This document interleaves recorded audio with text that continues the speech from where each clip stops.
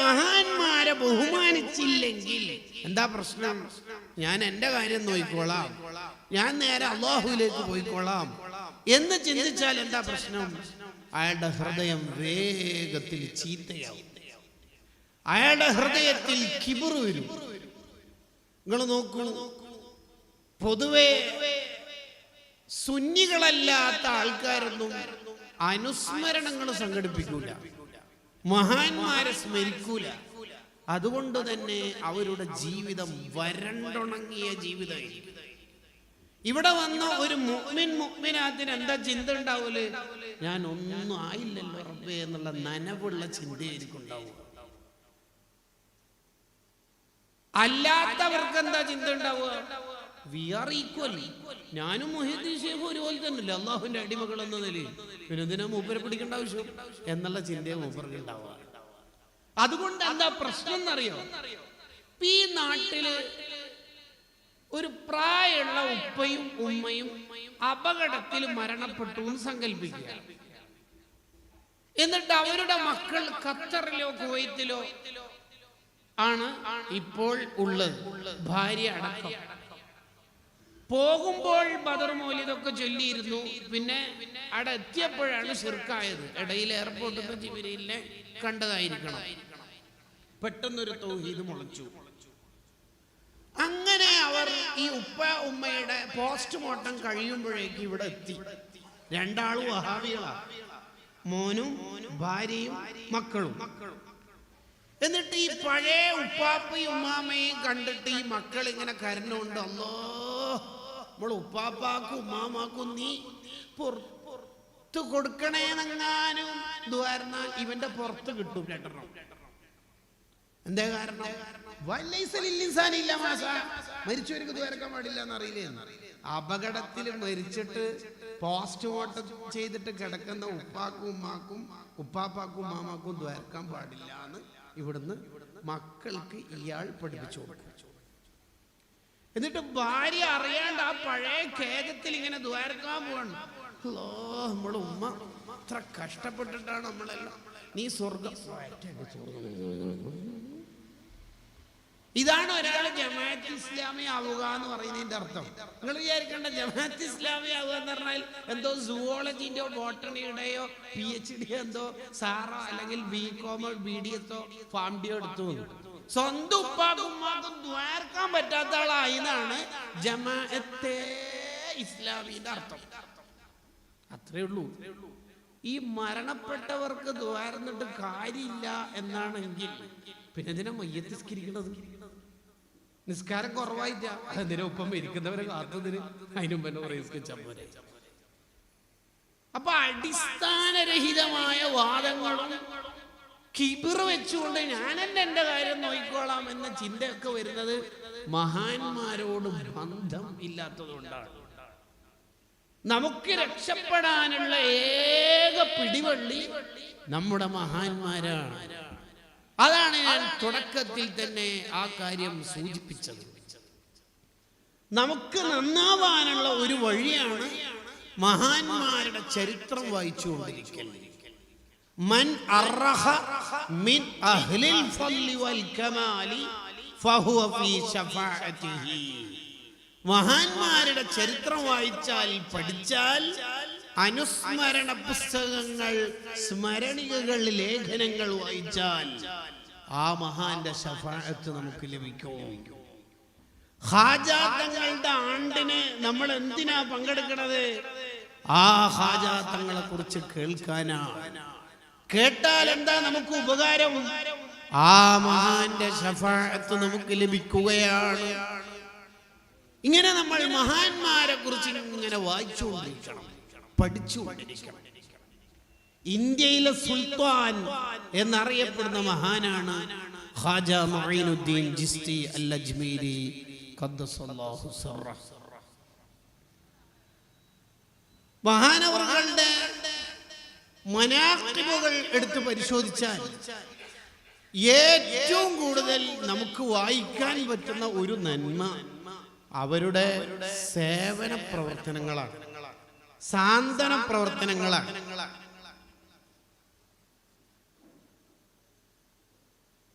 മഹാനവറുകളുടെ ഉപ്പ അങ്ങനെയായിരുന്നു എന്ന് ചരിത്രം വായിക്കുന്നവർക്ക് മനസ്സിലാവും. ഖാജാ തങ്ങളുടെ പിതാവ് സ്വതക്ക ചെയ്ത് വീട്ടിലുള്ള വീട്ടുപകരണങ്ങൾ വരെ പാവപ്പെട്ടവർക്ക് സ്വതക്ക ചെയ്തു എന്ന് ചരിത്രത്തിൽ കാണാം. വിത്ത് ഗുണം 10 ഗുണമായിട്ടുണ്ടാവുന്ന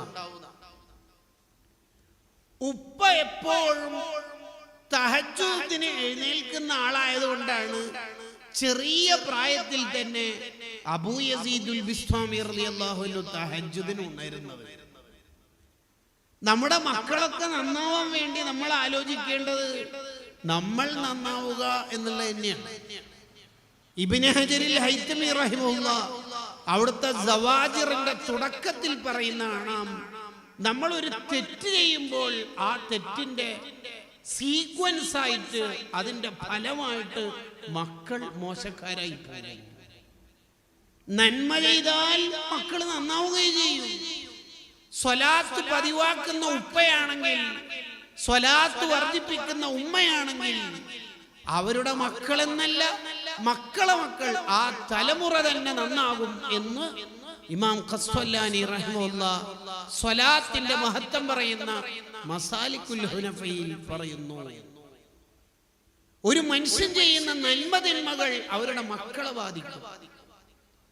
ഒരു മനുഷ്യൻ ചെയ്യുന്ന സുകൃതങ്ങൾ അവരുടെ മക്കളിൽ ഉണ്ടാവുകയും ചെയ്യും. ഖാജാ തങ്ങളുടെ ഉപ്പ സാന്ത്വന പ്രവർത്തനത്തിന്റെ ലീഡറായപ്പോൾ ഖാജാ തങ്ങൾ ഗരീബ് നവാസായി മാറുന്നു. ഈ മനോഹരമായ ചിത്രം കേട്ടുപോവാനുള്ളതല്ല, നമ്മൾ കൂടി ആലോചിക്കണം. ഇന്നല്ലാഹ ലയഹ്ഫളു ബിർറജുലി സ്വാലിഹി വലദഹു വവലദ വലദിഹി വൽ ഖർയതല്ലതി ഹുവ ഫീഹാ. ഒരാൾ നന്നാകുമ്പോൾ അയാളുടെ മക്കളെ മക്കൾ അയാളുടെ നാട് തന്നെ നന്നാകുന്നു. മഹാന്മാരുള്ള മഖബറകളിൽ ഖബർ കിട്ടാൻ വേണ്ടി ദുആ ചെയ്യൽ സുന്നത്താണ്. അങ്ങനെ ഒരു അധ്യായം തന്നെ ഉണ്ടല്ലോ സ്വഹീഹുൽ ബുഖാരിയിൽ. മൂസ നബിയുടെ ചരിത്രം പറയുന്ന, നല്ലവരോടൊപ്പം ജീവിച്ചാൽ അതിന്റെ നന്മ നമുക്ക് ലഭിക്കും. നിങ്ങൾ നോക്കൂ, മഹാനായ ഇമാമുൽ ബുഖാരി റളിയല്ലാഹു അൻഹു, ബുഖാരി ഇമാമിന്റെ വാപ്പന്റെ പേര് ഇസ്മായിൽ എന്നാണ്, ബുഖാരി ഇമാമിന്റെ പേര് മുഹമ്മദ് എന്നാണ്. മുഹമ്മദ് ബിൻ ഇസ്മായിൽ അൽ ബുഖാരി റളിയല്ലാഹു അൻഹു. ഈ ഇസ്മായിൽ എന്ന വാപ്പ വഫാത്താകുമ്പോൾ അടുത്തുള്ളവരോട് പറയാണ്, എനിക്ക് ലക്ഷങ്ങളുണ്ട്, ഈ സ്വത്തുക്കളിൽ ഒരു ദിർഹമോ ദീനാറോ ഒന്ന് പോയിട്ട് അര പോലും ഹറാമുമില്ല ശുബ്ഹത്തുമില്ല, ഹറാമാണോ ഹലാലാണോ എന്ന് സംശയത്തക്ക വിധത്തിലുള്ള സ്വത്ത് പോലുമില്ല. അത്രയും പ്യുവർ ഹലാല് മാത്രമേ ഞാൻ സമ്പാദിച്ചിട്ടുള്ളൂ. പറഞ്ഞു വരുന്നത് ഇത് ബാക്കി വെച്ചിട്ടാണ് ഞാൻ പോകുന്നത് എന്നാണ്. ആ സ്വത്ത് കൊണ്ടാണ് ആയിരക്കണക്കിന് കിലോമീറ്റർ യാത്ര ചെയ്ത് 400-ലധികം ഉസ്താദുമാരിൽ നിന്ന് ലക്ഷക്കണക്കിന് ഹദീസ് ശേഖരിച്ച് 16 കൊല്ലം കൊണ്ട് സ്വഹീഹുൽ ബുഖാരി എന്ന ഗ്രന്ഥം ഉണ്ടാക്കുന്നത്. ബുഖാരി ഇമാം എങ്ങനെയാ യാത്ര ചെയ്യണത്? ഉപ്പാന്റെ ഈ സ്വത്ത് ഉപയോഗിച്ചിട്ടാണ്, അനന്തരമായിട്ട് തനിക്ക് കിട്ടിയ സ്വത്ത് ഉപയോഗിച്ചിട്ടാണ്. ആ സ്വത്തിന്റെ പ്രത്യേകത എന്താ? ഒരര ദീനാർ പോലും ലോണോ പലിശയോ ലീസോ അടവടക്കേണ്ടതോ ഒന്നുമില്ല. വിത്ത് ഗുണം 10 ഗുണം. ഉപ്പ പ്യുർ ഹലാല് സമ്പാദിച്ചതുകൊണ്ട് മക്കൾ, മകൻ ലോകം അറിയപ്പെട്ട അമീറുൽ മുഅ്മിനീന ഫിൽ ഹദീസ് എന്ന ഖ്യാതിയിലേക്ക് എത്തി. അസഹുൽ കുതുബി ബഅദ കിതാബില്ലാഹി സ്വഹീഹുൽ ബുഖാരി. വിശുദ്ധ ഖുർആൻ കഴിഞ്ഞാൽ ലോകം അംഗീകരിക്കുന്ന ഏറ്റവും ബൃഹത്തായ ഗ്രന്ഥം സ്വഹീഹുൽ ബുഖാരി. എന്തേ? ഒരു കാരണം എന്താ പറഞ്ഞത്? ഞാൻ പറയുന്നത് സിയറു അലാമിൻ നുബലായിൽ കാണാം. ഉപ്പന്റെ സൂക്ഷ്മതയാണ്. ഈ വിഷയം വിശാലമായി പറയേണ്ടതാണ്. നമ്മൾ ഒരു മഹാന്റെ അനുസ്മരണത്തിൽ പങ്കെടുക്കുമ്പോൾ നമുക്ക് ചിലത് കിട്ടണം. കുറെ കറാമത്തുകൾ പറയുമ്പോൾ അവരുടെ ഫളില് നമുക്ക് ബോധ്യമാവും. ആ കറാമത്തുകൾ അവർക്ക് എങ്ങനെ കിട്ടി എന്ന് പഠിക്കുമ്പോൾ നമ്മുടെ പഠനം സാർത്ഥകമാകും. ഗിയാസുദ്ദീൻ എന്ന ഉപ്പ,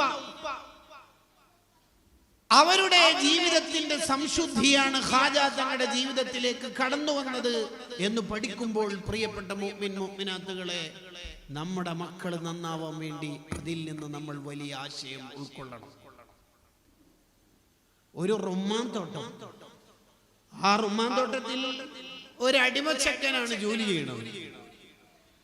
ഒരു പണക്കാരനായ മനുഷ്യൻ അതുവഴി നടന്നുപോയി. നല്ല നല്ല വിശപ്പുണ്ട്, ദാഹമുണ്ട്, ക്ഷീണമുണ്ട്. ആ അടിമച്ചക്കനോട് ചോദിച്ചു, നിന്റെ പേരെന്താ? മുബാറക്. ഒരു മധുരമുള്ള റുമാൻ തിരി. റുമാൻ കൊടുത്തു, മധുരം ഇല്ല. ഈ പണക്കാരൻ ചൂടായി. എടാ, ഒരു മധുരമുള്ള റുമാൻ ചോദിച്ചിട്ട് നിനക്കെന്താ അത് തിരിച്ചറിയാനുള്ള സെൻസ് ഇല്ലേ? ഞാൻ ഇതുവരെ ഇവിടുത്തെ റുമാൻ അനുഭവിച്ചിട്ടില്ല, കഴിച്ചിട്ടില്ല. നീ എത്ര കൊല്ലായി ഇവിടെ ജോലി ചെയ്യണത്? ഇത്ര വർഷം. ഇത്രയും കാലമായിട്ട് ഒരു റുമാനും അനുഭവിച്ചില്ലേ? ഇല്ല. ആ വാക്ക് ഈ പണക്കാരന് വല്ലാത്ത സ്പാർക്കായി, മനസ്സിൽ കൊണ്ടു. ഇത്രയും സൂക്ഷ്മത പുലർത്തുന്ന ആളോ?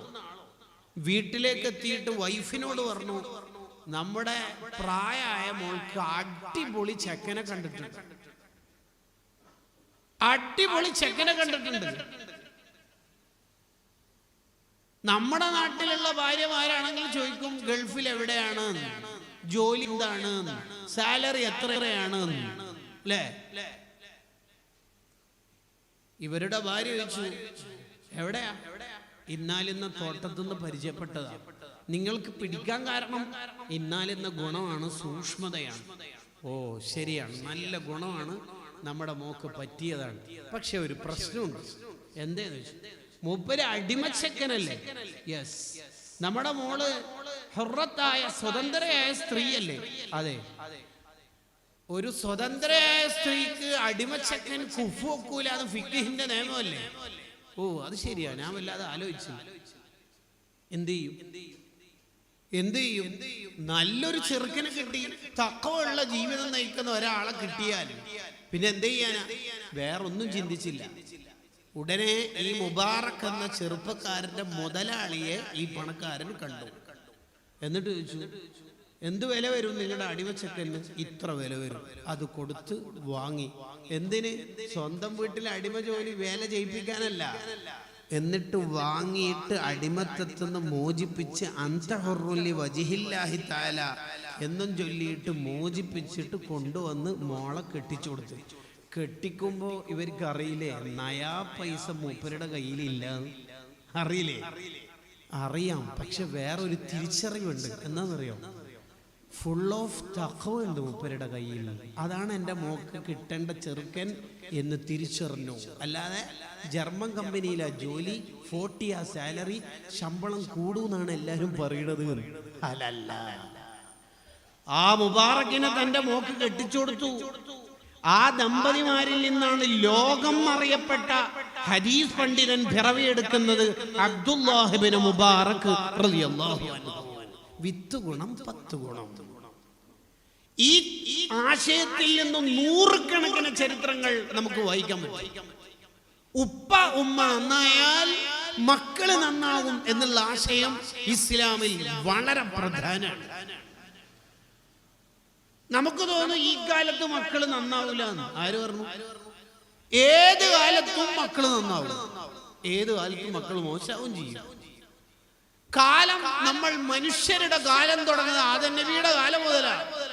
അവരുടെ ഒരു മോൻ നല്ല മോനല്ലേ? മറ്റേ മോൻ കൊട്ടേഷ സംഘത്തിന്റെ ചെയർമാനല്ലേ? ഖാബീൽ. എവിടെണ്ട്? ഏത് കാലത്തും നന്നാവുകയും ചെയ്യും, മോശാവുകയും ചെയ്യും. അതിന് തദ്ബീർ നടത്തുന്നത് അല്ലാഹുവാണ്. അതിന്റെ ഒരു സബബാണ് മാതാപിതാക്കൾ നന്നാവുക എന്നുള്ളത്. ഉപ്പാപ്പയും ഉമ്മാമയും നന്നാവുക എന്നുള്ളത്. അതല്ലേ നമ്മുടെ സൂറത്തുൽ കഹ്ഫിലെ ഒരു ചരിത്രം. മൂസ നബി അലൈഹി സ്വലാത്തു വസ്സലാമും ഖളർ അലൈഹി സ്വലാത്തു വസ്സലാമും ഒരു നാട്ടിലൂടെ പോകുമ്പോൾ ആ നാട്ടുകാരോട് ഭക്ഷണം വെള്ളമൊന്നും ചോദിച്ചു കൊടുത്തില്ല. അവരുടെ നാടിന്റെ പേര് അന്താക്കിയ എന്നാണ്. ആ നാടിനെ സൂറത്തുൽ കഹ്ഫ് വിശേഷിപ്പിച്ചത് ഖറിയ എന്നാണ്. ഖറിയ എന്ന് പറഞ്ഞാൽ കുഗ്രാമം, കുഗ്രാമം. ആ നാടിനെ സൂറത്തു യാസീൻ വിശദീകരിച്ചത് പട്ടണം എന്നാണ്. എന്താ അങ്ങനെ? ഒരേ നാടിന് വ്യത്യസ്ത വിശേഷണം. എന്തേ അതിന്റെ കാരണം? സൂറത്തുൽ കഹ്ഫിൽ ആ നാടിനെ പറ്റി പറയുന്നത് ഭക്ഷണം കൊടുക്കാത്ത നാട്ടുകാരെന്നാണ്. ആ നാട് കുഗ്രാമം, ഭക്ഷണം വരെ കൊടുക്കൂല. അങ്ങനെ ഉണ്ടോ? ചില സ്ഥലത്ത് സാഹിത്യോത്സവത്തിന്റെ സ്വാഗത സംഘം ഏറ്റെടുത്താൽ ഫുഡ് നമ്മളൊക്കെ ഏറ്റെടുക്കാൻ കഴിയില്ല എന്നെല്ലാം പറയും. കുഗ്രാമം അതൊന്നും ഒരു യൂണിറ്റിന് പറ്റില്ല. കുഗ്രാമം എന്ന് പറയാം. അങ്ങനെ ചെയ്യാൻ പാടില്ല. നമ്മൾ ചെയ്യണം. ഹാജാതങ്ങളെ കുറിച്ച് പറയുമ്പോൾ ആ നന്മയിലേക്ക് നമുക്ക് വരാം. ആ നാട്ടിലുള്ള ഒരു മതില് പൊളിഞ്ഞു വീഴാറായപ്പോൾ ഖളർ അലൈഹി സ്വലാത്തു വസ്സലാം ആ മതില് ശരിയായി കൊടുത്തു. മൂസാ നബി അലൈഹി സ്വലാം ചോദിച്ചു, നിങ്ങൾ എന്തിനാ ഒരു ഓവർ ഡ്യൂട്ടി ഒക്കെ എടുക്കുന്നത്? പൊളിഞ്ഞു വീഴാറായ മതില് അവിടെ നിന്നോട്ടെ. അതിന് മഹാനായ ഖളർ അലൈഹി സ്വലാത്തു വസ്സലാം പറഞ്ഞത് എന്താ അതിന് പറഞ്ഞത്? വകാന അബൂഹുമാ സ്വാലിഹാ. ഈ രണ്ട് മക്കളുടെ മൂന്നാമത്തെ ഉപ്പാപ്പയും ഉമ്മാമയും സ്വാലിഹീങ്ങളാണ്. ഒരു തഫ്സീർ അങ്ങനെ. ഏഴാമത്തെ ഉപ്പാപ്പയും ഉമ്മാമയും സ്വാലിഹീങ്ങളാണ്. മറ്റൊരു തഫ്സീർ അങ്ങനെ.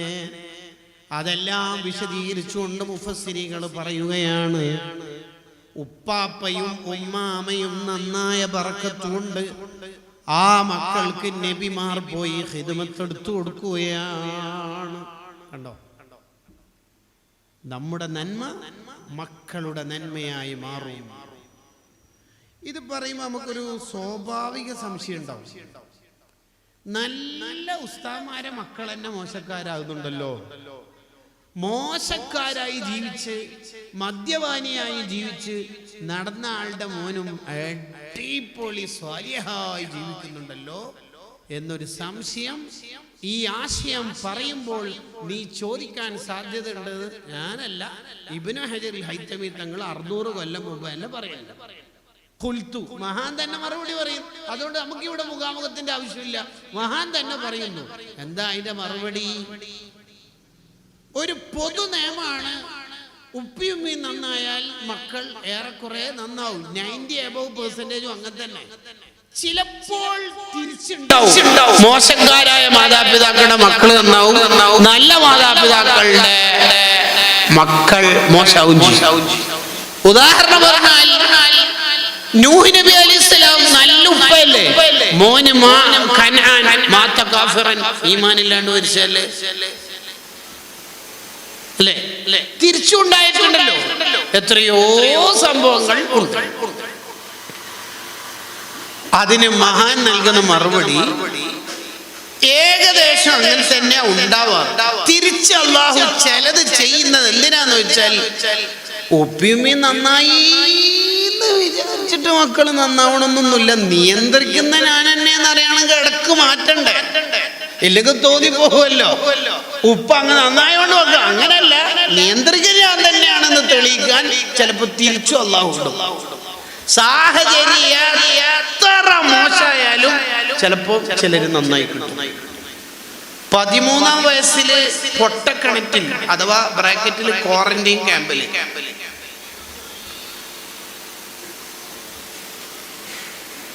കുറച്ചു കഴിഞ്ഞപ്പോൾ സലീഖാന്റെ ശല്യത്തില് വാട്സപ്പ് മിസ് കോളിൽ ലവ് ലെറ്ററിലായിട്ട് അങ്ങനെ പോകും. കുറച്ചു കഴിയുമ്പോൾ ജയിലിൽ കൊള്ളക്കാരുടെയും കള്ളന്മാരുടെ ഇടയിൽ. എന്നിട്ടോ യൂസുഫ് അസ്-സിദ്ദീഖ് അലൈഹിസ്സലാത്തു വസ്സലാം. എന്താ പ്രശ്നമുണ്ടോ? ഒരു പ്രശ്നം. അത് അള്ളയാണ് നിയന്ത്രിക്കുന്നതെന്നും നമുക്ക് ബോധ്യപ്പെടുത്താൻ ചില ഉദാഹരണങ്ങൾ അള്ളാഹു തിരിച്ചും ചെയ്യുന്നതാണ് എന്ന് ഇബ്നു ഹജറുൽ ഹൈതമി റളിയല്ലാഹു അൻഹു വിശദീകരിക്കുന്നതാണ്. നമ്മുടെ മക്കൾ നന്നാവാൻ നമ്മൾ അധ്വാനിക്കും. നമ്മളെ എത്ര രഹസ്യമായിട്ട് തെറ്റ് ചെയ്താലും അതിൻ്റെ എല്ലാം ഫലം മക്കളിൽ ഉണ്ടാവും എന്ന പേടി വേണം. നമ്മുടെ ജീവിതത്തിൽ നമ്മൾ നടത്തേണ്ട ഏറ്റവും വലിയ തഖ്വ എന്ന് പറയുന്നത് തർക്കുൽ മആസി, തെറ്റുകുറ്റങ്ങളിൽ നിന്ന് മാറി നിൽക്കലാണ്. അതിന് നമുക്ക് ഒരുപാട് വഴികൾ മഹാന്മാര് പറയുന്നുണ്ട്. ഒന്നാമതായി വേണ്ടത്, തെറ്റിൽ നിന്ന് രക്ഷപ്പെടണമെന്ന് ഒരാൾ ചിന്തിക്കുന്നുണ്ടെങ്കിൽ അയാളിൽ ഉണ്ടാവേണ്ട ഒന്നാമത്തെ ഗുണം, തെറ്റ് ചെയ്യുന്നവരോടൊപ്പം നീ കൂട്ടുകൂടാൻ പാടില്ല. ഒരു ഫാസിഖിന്റെ കൂടെ നീ കൂട്ടുകൂടിയാൽ, നീ ഒരു സുഹൃത്ത് അങ്ങനെ ആയി മാറിയാൽ, നിന്റെ ഒരു സുഹൃത്ത് തമ്മാടിയായി നീ അവന്റെ കൂടെ നിന്ന് കൊടുത്താൽ, ഇമാം ഗസാലി റളിയല്ലാഹു അൻഹു അതിന്റെ ദുരന്തം വിശദീകരിക്കുകയാണ്. നിന്റെ മനസ്സിൽ തെറ്റിനോടുള്ള ഗൗരവം കുറഞ്ഞുകൊണ്ടിരിക്കും. അതിന് മഹാൻ ഒരു ഉദാഹരണം പറയുന്നു. ഗീബത്ത് ഹറാമാണ്, പക്ഷേ പലരുടെയും നാവിൽ ഗീബത്തുള്ളത് കൊണ്ട് പലർക്കും ഗീബത്തിന്റെ ഗൗരവം ഇല്ല. വ്യഭിചാരത്തെക്കാൾ വലിയ തെറ്റാണെന്ന് ഗീബത്തിനെ കുറിച്ച് ഹദീസിലുണ്ട്. എന്തേ? വ്യഭിചാരത്തിനോട് കാണിക്കുന്ന ഗൗരവം പിന്നെ ഗീബത്തിനില്ലാത്തത് എന്തേ? അയാള് കേൾക്കുന്ന സ്ഥലത്തെല്ലാം ഗീബത്തുണ്ട്, അതുകൊണ്ട് ഗീബത്തിനോടുള്ള ഗൗരവം തന്നെ കുറഞ്ഞുപോയി എന്ന് ഇമാമുൽ ഗസാലി റളിയല്ലാഹു അൻഹു വിശദീകരിക്കുകയാണ്. ഒരാളെ ഒരു തീവ്രവാദി കഴുത്തിന് കത്തിവെച്ചുകൊണ്ട് ഗണ്ണ് വെച്ചുകൊണ്ട് പറയാണ്, നിന്റെ റമദാനിലുള്ള നോമ്പ് ഇപ്പൊ മുറിക്കണം എന്ന് പറഞ്ഞു. അങ്ങനെ മുറിച്ചില്ലെങ്കിൽ ഇപ്പൊ നിന്നെ കൊല്ലും എന്ന് പറഞ്ഞാൽ മുറിച്ചാൽ നോമ്പ് മുറിയൂല. ഒരാളെ കുറച്ച് കൊട്ടേഷൻ സംഘം ഇവര് പോകുന്ന ഇന്നോവ തടഞ്ഞിട്ട് പറഞ്ഞു, ഇതിന്റെ ഭാര്യയാണ്. യെസ്, ഈ പെണ്ണിനെ കോളേജിൽ നിന്ന് നമ്മളെ ചങ്ക് നേരത്തെ കണ്ടുവച്ച് ലവ് ആക്കിയതാണ്, അതുകൊണ്ട് ഇപ്പൊ നീ തൊലാക്കലില്ലെങ്കിൽ എന്നെ കൊല്ലുന്ന് പറഞ്ഞിട്ട് കത്തിവെച്ചു. എന്നിട്ട് തൊലാക്ക് ലഭിച്ചു. തൊലാക്കാവോ? ഇല്ല. ബാബുൽ ഇക്റാഹ് ഇല്ല, തൊലാക്കാവൂല. അങ്ങനെ എന്തെങ്കിലും ഷിർക്കിന്റെ വാക്ക് കൊല്ലും എന്ന് പറഞ്ഞിട്ട് ഉച്ചരിപ്പിച്ചു, എന്നാൽ മുശ്രിക്കാവോ? ഇല്ലേ. ഇല്ല, മൻ ഉക്രിഹ വഖൽബുഹു മുത്മഇന്നുൻ ബിൽ ഈമാൻ, ഹൃദയത്തിൽ ഈമാൻ ഉണ്ടെങ്കിൽ ഒന്നും സംഭവിക്കില്ല. എന്നാൽ ഒരാണിനെയും പെണ്ണിനെയും റൂമിൽ പൂട്ടിയിട്ടിട്ട് ശത്രുക്കള് ഗണ്ണ് നീട്ടിയിട്ട് പറഞ്ഞു, രണ്ടാളും വ്യഭിചരിച്ചിട്ടില്ലെങ്കിൽ ഇപ്പൊ കൊന്നു കളയുന്നു. വ്യഭിചരിക്കാൻ പറ്റും? ഇല്ല.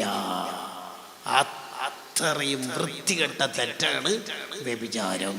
എന്നാൽ അൽ ഗീബത്തു അശദ്ദു മിനസ് സിനാ, വ്യഭിചാരത്തിനേക്കാൾ കടുപ്പാണ് ഗീബത്ത്. സയ്യിദുനാ റസൂലുള്ളാഹി സ്വല്ലല്ലാഹു അലൈഹി വസല്ലം. പക്ഷെ എന്തേ ജനങ്ങൾക്ക് വ്യഭിചാരം ഗൗരവമായിട്ട് തെറ്റായിട്ട് കാണുന്നുണ്ടെങ്കിലും ഗീബത്ത് എന്തേ കാണാത്തത്? ഗീബത്ത് കേട്ട് കേട്ട് കേട്ട് കേട്ട് മടുത്തു.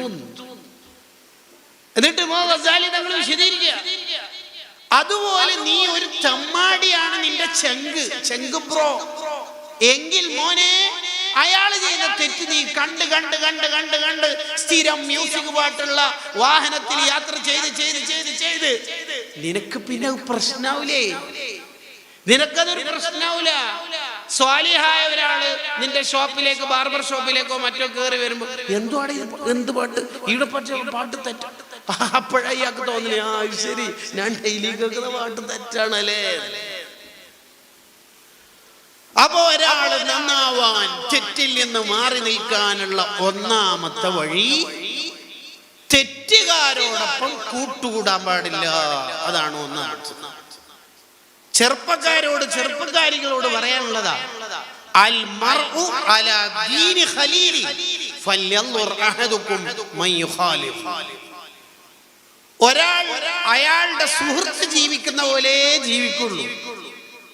അതുകൊണ്ട് നീ സുഹൃത്തിനെ സെലക്ട് ചെയ്യുമ്പോൾ വളരെ കൃത്യമായി സെലക്ട് ചെയ്യണം, ആലോചിച്ചിട്ടല്ലാതെ സെലക്ട് ചെയ്യരുതെന്ന് മുഹമ്മദുർ റസൂലുള്ളാഹ് സ്വല്ലല്ലാഹു അലൈഹി വസല്ലം.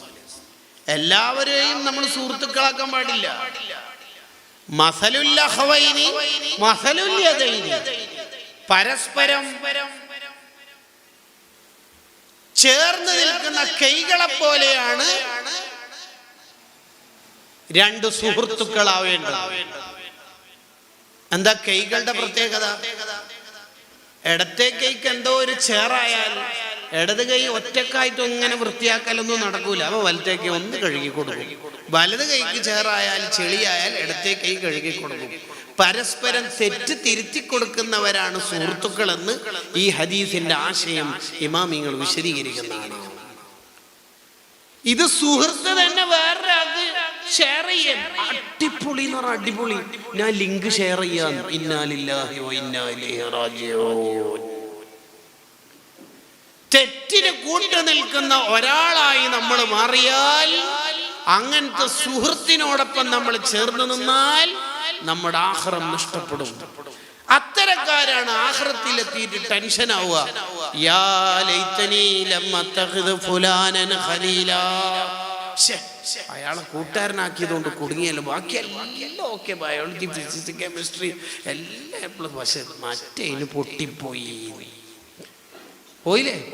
ഒരു പേപ്പറിന് മാത്രം തോറ്റന്നല്ലേ. നീ SLCക്ക് ജയിച്ചിനാ, ഒരു പേപ്പറിന് മാത്രം ജയിച്ചിട്ടില്ല. അങ്ങനെ ആരും പറയില്ല. ജയിച്ചിട്ടില്ല, തോറ്റിപ്പോ. ഒരു റണ്ണിന് പോയാലും പോയ തന്നെ. ആഖിറത്തിൽ പലരും കുടുങ്ങും സുഹൃത്തുക്കളുടെ വിഷയത്തിൽ.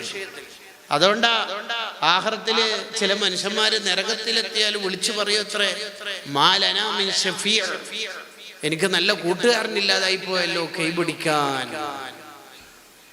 അപ്പൊ നമ്മളെ എല്ലാവരോടൊപ്പം ഒന്നും കൂട്ടുകൂടാൻ പാടില്ല. തെറ്റിൽ നിന്ന് മാറി നിന്ന് നമ്മുടെ ജീവിതത്തെ ശുദ്ധിയാക്കാൻ നമ്മളെപ്പോഴും ശ്രമിക്കണം. അതിനാണ് വിശുദ്ധ റജബ് അള്ളാഹു സംവിധാനിച്ചത്.